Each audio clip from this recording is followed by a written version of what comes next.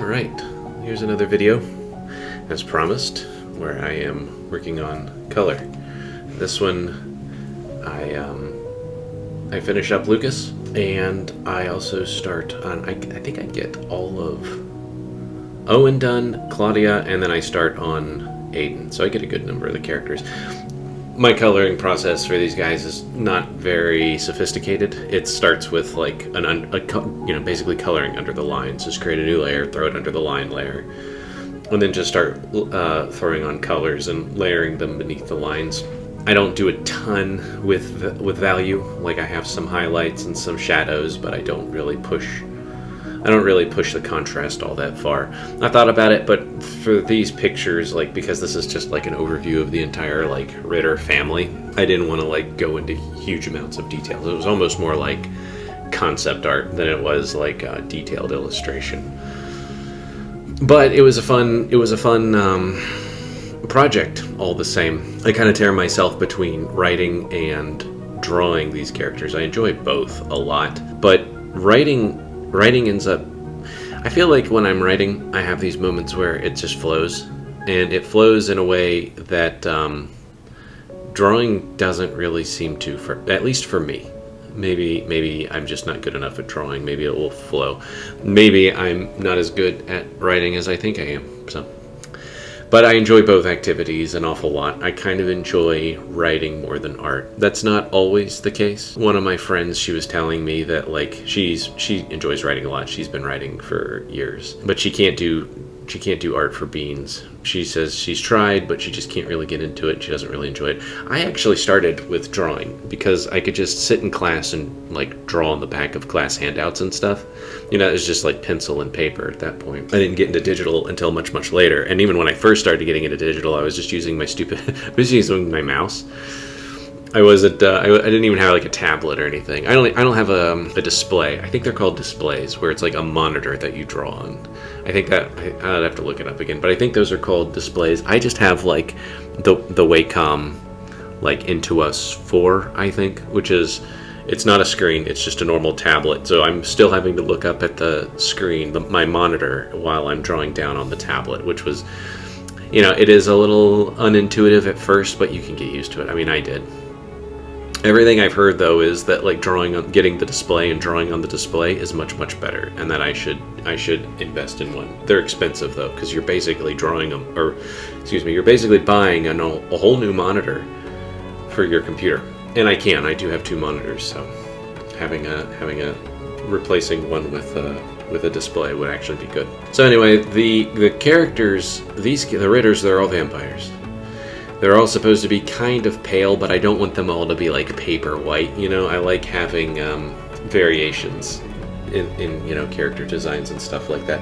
I do like color, and so many like dark and gothic character designs, they usually like bleach the colors out, or they lean very, very heavy into strong contrasts. Like I really liked the Castlevania Symphony of the Night, the Castlevania artwork of that era. They eventually kind of turned more to like an anime look, which I didn't like as much. Not that I disliked anime. It's just, you know, you can throw an anime look at everything. And so when you have like a unique look, like the original Castlevania artwork did, and then you just replace it with yet another anime type style, it's just kind of like, it blends in with everything else that already has had an anime style. So I liked that Castlevania did have characters that were like, they had a very good gothic look too. Like all of the character art from those older games was really good. But I didn't really want to emulate that myself in this, despite liking it, because this isn't just all about vampire stuff. There's a bunch of other stuff in this, despite all these characters themselves being vampires. Lucas and Claire, they're the first ones. They're basically like the founders of the family. And so I decided, I wasn't sure exactly, like I wasn't sure if I even wanted to give Lucas a shirt at first, and then I gave him one, and then I was like, well, what color do I want it to be? Do I want it to be a much more neutral color? And I was like, nah, I want more actual color. So because he already had blue eyes, I thought maybe I'll give him a red hoodie. I generally think these characters turned out all right. I've thought about drawing the villains next, although I've already kind of drawn Ethan, the guy with the black eye there. He's not actually a vampire. I was just actually sketching that. I forgot to mention him. I forgot even when I did draw that one, but he's not a vampire. He just ends up kind of like crossing their paths. He's something else, but he's closer to just an actual human. Without saying too much, because I do plan on getting the story, once I'm done with the story, or at least enough of it, I'm going to start putting it online. I've mentioned this before. I'm not sure where I'm going to put it, but I'm going to put it somewhere. So I bounce back and forth between the art and the writing, and lately I've been doing more of the writing. The writing process, I don't know, I'm still figuring that out. They were like, oh, some people are pantsers, some people are planners. And when I say they, I mean just random people I listen to on YouTube and other places on the internet, because that's how I learn everything now. When I started writing this, I basically just sat down and started writing, which they're like, that's a pantser strategy. A pantser is somebody who just sits down and they don't really have a plot. Or like, they're putting together one, but they're plotting it out. They don't have like an outline that they've written. The first draft looks more like other people's second draft, so far as I understand it. That isn't to say it's not going to change or is not subject to change. It's just when you're reading through it, it actually just looks like somebody's already gone through and put like some polish on it. And that's how it started for me. And for like the first 4 to 5 chapters, that's essentially how I was doing it. And the reason I sat down and started doing it that way is because, well, it was just coming to me. But like I had the ideas for characters, for plot, for world, and no real specific plan for ever turning it into a book. Until after about the 3rd night when I had a dream involving the character. Like the third night where like I had 3 dreams, basically, each involving different characters under just ordinary circumstances. And the weirdest thing was, like, basically it was me talking to the entire Ritter family. And they had rented out this room at a college campus. So it was like this college facility, and it was summer. Nobody was using it, and it's because it was like the brighter season where it was people are as vampires they can't be out during the sunlight hours. So they basically just rented out this basement room on the college campus, and they spent like 24 hours there painting, watercolor painting, just as a family activity. And they invited me in to join them, and and the strange thing is, it was like they had put different tables together, and so they had all of these like smaller paintings, like watercolor paintings, and I just remember looking at like they were just all arranged out there while they were sitting around the perimeter of the table, working on new paintings. And I just remember looking at the paintings and thinking like, these are all like compositionally very, very good. The colors are very good. Overall, they just seem very good at using watercolor paint. And part of the reason is that the characters actually are very artistically and musically driven because they're immortal. And it's like you have all this time to develop any kind of kit of skills that you want to do. And so that essentially what they do as a family is, Lucas especially, he's generally regarded as the artist. He's basically producing some kind of artwork at any point at any day, right? And if he's not doing that, he's actually fixing up something in the house. It's like, if you're already strong enough to lift a car, you can probably do most repairs in your home, right? And that's what they do. If they're adding an addition to the house, it's like an all hands on deck, and they'll just all work all night long, something like that, or repairing the living room, something. But short of that, Lucas tends to be the character who just like does it. He just gets out there and does it. Sort of like a strange father figure, even though he's the youngest looking one in the family. He's also the most artistically driven. And so in this dream, when I'm in there looking at everyone's beautiful watercolor paintings, Owen, the long-haired blonde dude, he looks at me and he's like, so when was the last time you ever worked with watercolor paints? And I was like, I was 5, maybe? And it was just like the kids' watercolor paints, And he's like, that doesn't count. So, because he's kind of a harsh character, which, it's not necessarily, it can be abrasive to some people. And I was like, well, I don't actually have any watercolors. And he's like, we have everything you need. Just sit down. We'll teach you how to do stuff. And Lucas was like, yeah, if you have, like, here, I could show you some pointers, some starting tips. And so in this dream, I was literally just sitting down, watercolor painting with this fictitious family of vampires. And I woke up and I had to go to the bathroom, as it is. And I was like, I remember feeling, how if you have a nightmare, you wake up and you're like, oh God, like you're scared, This was like an intense emotional reaction, but a positive one. Like I felt like relaxed and happy And, you know, like, I was dreaming about having this environment, this strange environment where I belonged, you know? There's a strange feeling of belonging and fulfillment. And so when I woke up, and I was just like, you know what, I need to just start writing this, I think. I think I just need to finally sit down and start writing this story. And that's essentially what I did. It was that night. It was like maybe 3 a.m, and I'm just sitting down at my computer, you know, just typing away. And I get like the first chapter out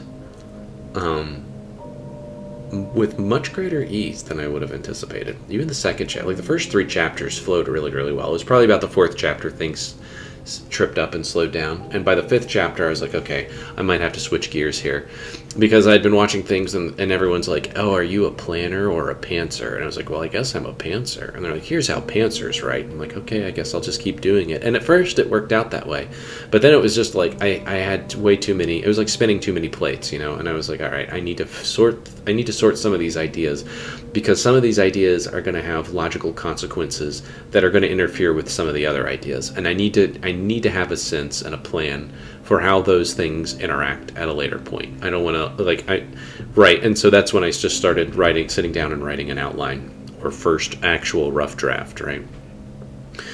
I guess it's kind of like, I've watched a lot of art videos, and I've watched a fair number of writing videos, and what I've noticed is that some writer channels are way more judgmental than a fair number of the art channels I've watched. When I watch an art channel and someone's judgmental, they're joking. They're mostly just like playing around. They're just like, there seem to be generally a much chiller crew. And I'm wondering if that isn't because, you know, like literature, language, these things actually do have pretty strict rules themselves that you have to obey, or that you should obey depending on the circumstance. Like if it's a job interview, you know, do your best, right? You don't want to be goofing off. So I'm wondering if, you know, people who are more motivated by having a strict and understandable set of rules don't end up getting attracted to writing, because writing, of course, is built on those rules, right? So you get people who are much of like, you know, the artsy fartsy sorts, you know, like the people who are more like water and air colliding with people who are more like earth and fire. As one guy put it, one guy I knew who lived in Maui for a year as a hobo, literally sleeping on the beach and eating fruit that just grew wildly out in the, you know, I don't know, I guess they have jungles out in Hawaii. I'm not sure exactly how that works. But some writers, to be clear, I'm not saying all the writer channels are like that. A good number of them seem to be pretty, you know, artsy fartsy. They seem to be like goofballs, you know, like silly as many of the artsy channels are. You know, so I always feel like I need to pepper caveats all over everything. So it's like, while there are people who are judgmental, it's not like there isn't reason for it. They'll put forward good reason for it, and it's not consistent across everything. So I never really encountered anyone who was like, well, if you're a pantser, then that's just how you have to write everything. A fair number of them were like, you have to feel this out yourself. You have to figure this out. Maybe you're a pantser 90% of the time, but 10% of the time you have to go back and put on your planner pants, your actual pants. And to be clear, I do wear pants all times when I'm working on these things. So as a pantser, I am very sensitive about being well dressed dressed wellish enough at all times. I ended up going back, and then I plotted the next 11 to 12 chapters. I can't remember. I got up to like chapter 18, I think. And chapter 18 was when I was like, all right, I need to make a few decisions, but I want to feel that out. I don't know that I have like a very strict, like, logical plan that I need to apply here. And it's easier for me to feel characters out and character decisions when I'm actually sitting down and writing them and like marinating in their psychology. How are things going to plan out? So I've gone back and now I've been writing chapter 6. It has been a bit slower than I wanted it to, which has me maybe a little worried. I don't know. The first thing they say is just get it out. Just get it out. Just make sure you get it out. You can think for a trillion years about these things and never make a decision, but actually just getting it down on paper is going to help a lot. And it has, actually. Strangely enough, like, developing a psychology for writing has also influenced my psychology for drawing. Where it's like, I know I'm not like the greatest drawer in the world, and I never had any ambitions for that. There was a time when I actually thought the idea of being like a character artist for a game company would be cool, and generally speaking, I do think that would be cool. But I don't, like, when I look at how the AAA companies are, you know, like what I remember Blizzard, before Blizzard became big and then was bought by Activision and then Microsoft and then whatever. And I remember Samwise, he was a really cool I mean, I still think Samwise is a really cool artist. I'm not sure what he's doing Samwise. I think he was actually I think he started doing like Conan the Barbarian comics, if I recall, which is cool, I think is really like right up his alley. He was the guy who developed like all the cool orc and dwarf he did a lot of orc and dwarf lore for Warcraft. I think Metzen did too, but I'm not completely sure. I just know that Samwise was, like, when he was playing Horde, he was playing an orc. When he was playing Alliance, he was playing a dwarf. And I remember really, really liking his artwork too. He was another guy who really liked using color, and I do too. I like saturated color schemes, generally speaking.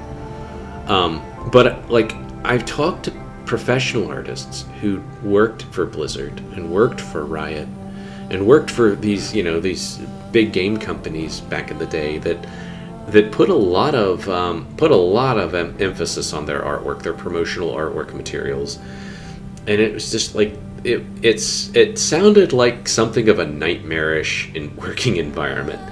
And that, like, even if you do like art and you do like drawing characters like orcs and dwarves or whatever, vampires, it wasn't worth it to work in an environment like this. That it was extremely stressful, it was extremely abusive, and because there's like 1,000,000,001 people standing outside the door waiting to take your job the day you choose to go do something else, the employers could afford to be abusive with you. Like, there was just like an oversaturation of the market. Probably the one thing I thought that looked really, really cool about working in these industries was working with other illustrators who just knew I should be careful with my language because it's YouTube. Working with other illustrators who knew a bunch of tips and tricks, knew more than you, and essentially working in an environment like that would put you in an environment with people who could also be critiquing your artwork in a way that was useful and help you grow and develop. And if you are somebody who will sit down and draw, you know that that's actually extremely valuable. Anybody can look at like an ear or a hand or a nose and say, "Oh, you messed that up. I don't know how to fix it, but you messed that up." You're like, "Yeah, thanks. I know. Right? I know I messed that up. I got to go back and like just keep figuring out what was wrong. Like dig through 1,000,000,001 resources online and eventually figure out what." But like an actual artist will be like, "Here, let me show you a trick I learned. Let me show you something. Let me show you how I think about these things in order to like figure out like this shape language here for this part of the body." Right? Stuff like that is extremely useful, and it's like I've met some people like that, but their company is fleeting. I've met a few other artists who are much more like casual in their art, and they've been helpful too. But it's also the kind of thing where they don't. I would say that I'm still pretty casual in my art. I have an ebb and flow to it, especially now that I've also taken up writing. Like right now, I'm doing like writing, 3D modeling, and drawing. And yeah, as I sit down and I draw these characters, I'm like, maybe I should make a 3D model of them. Right? Like, yeah, I could do that. Yeah, that'll take forever and a day. But yeah, it's something I like to think about doing. Taking this world and turning it into a video game, that would be cool too. If I were a vampire, I would have no shortage of things to throw my immortality at. I would always have a project, always have a skill set that I would be building upon. I'm a Renaissance man, just not a very good one. Wait, I don't even know why. Oh, right. So the writing is something that, as of lately, I have been throwing myself into more than the drawing itself. I've also been working on some 3D modeling, working on an interior environment right now. I'm kind of hoping to build a portfolio. I mean, I would like to build a portfolio that I could get employed with, And everybody wants to be a character model, a character modeler. I don't need to be a character modeler. I can't say I am explicitly driven to be a character modeler. I would say, if given the opportunity, I wouldn't pass it up. I definitely have some work to do, but something like object modeling, interior or landscape modeling, that's something I've thrown more time and attention into, so I'm definitely much more predisposed to doing that. And it's an activity I enjoy.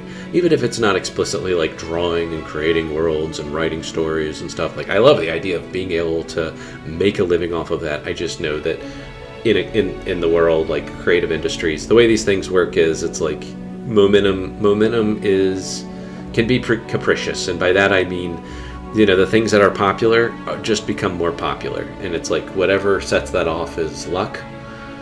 Luck and then also just like throwing yourself at it. I don't like the idea of just saying that all things like that are luck. I know that luck comes to people who go out and look for it, but it doesn't always come to people who go out and look for it, put it that way. So even though there's like 1,000,001 like really good characters, really good stories, really good, really good this and that creative outputs, the ones that like you're hearing about at school are going to be the ones you go and check out. And then you'll be talking about those to your friends and family, and they'll go and check that out. And the momentum that's already generated for those things will just continue to generate more and more popularity, right? And it's like, even though there could be dozens of other things that you would like just as much, if not more, the likelihood of you just stumbling into those things is much lower than the things that already have generated a degree of popularity. So I do these things not because I expect necessarily to get an income, a livable income. That would be awesome.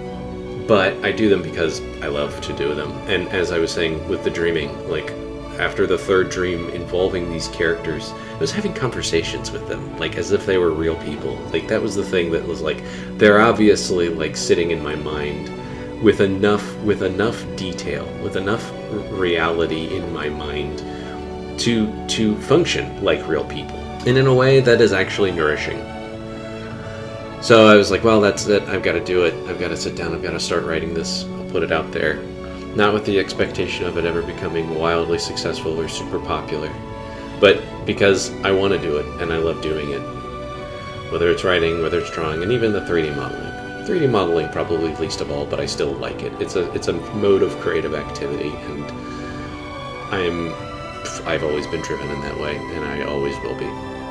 So if I can draw from it some form of living an income in one capacity or another, then I will. In these days with AI, I feel like 3D modeling is probably the safest. You go to anything like DeviantArt. I don't know if ArtStation is still doing it, but a number of people are just like, computer, produce 1,000,001 pictures of whatever, a knight or a cowboy or a spaceman for me, and then like, wow, what a great AI artist I have become. I wrote this really fantastic prompt so that the computer can collage other people's artwork for me. It's not, I don't hate AI like other people do, but it is also like, if you're an employer and you can get an AI model to basically produce about what you would need for a given product in short order, I can see the calculus there. You're like, all right, well, why would I hire these people to basically do essentially the same thing at a slower rate? And I don't, legally, I really don't know. Like, I think you could say, like, ethically, there's a problem there where it is just harvesting other people's artwork. If the law behind it catches up, this is where I don't know. I don't want to be black-pilled on it, but it is like, yeah, if it were up to me legally, I'd say, yeah, your AI model should be giving credit to all the people it's harvesting artwork from in order to create these collages. And if you're using this in promotional materials that are going to be making you money, yeah, you need to be cutting a check to the people whose artwork you essentially took. But will the legal abstractions ever reflect the more ethical thing? Time will tell. I would like for it to. And in that kind of eventuality, then yeah, it might be more financially feasible for an employer to be like, okay, let's hire the artists back on. They can usually start with like maybe the AI generated stuff, but then we're going to put our own like original stuff on top of that. I don't really know.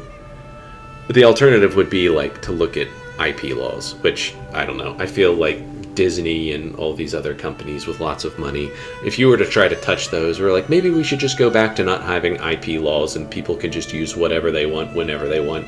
You're probably going to be murdered and it'll be counted as a suicide. And anybody who Anybody who says maybe that wasn't a suicide, maybe they were murdered, they would be called a conspiracy theorist who's probably been ordering, drugs from Alex Jones or something like that, doing the same drugs that he does. But I don't know how these things are going to turn out. I do appreciate you listening to me ramble.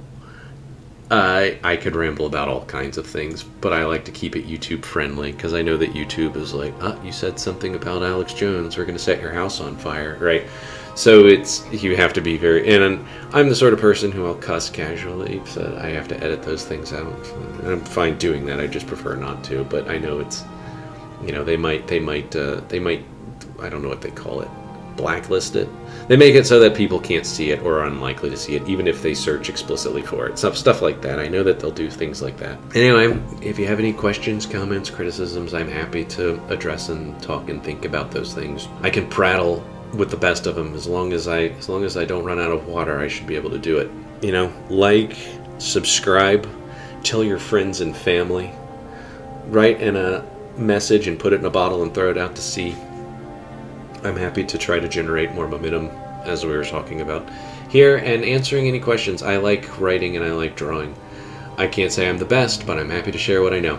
Anyway, you all have a great day, and peace out.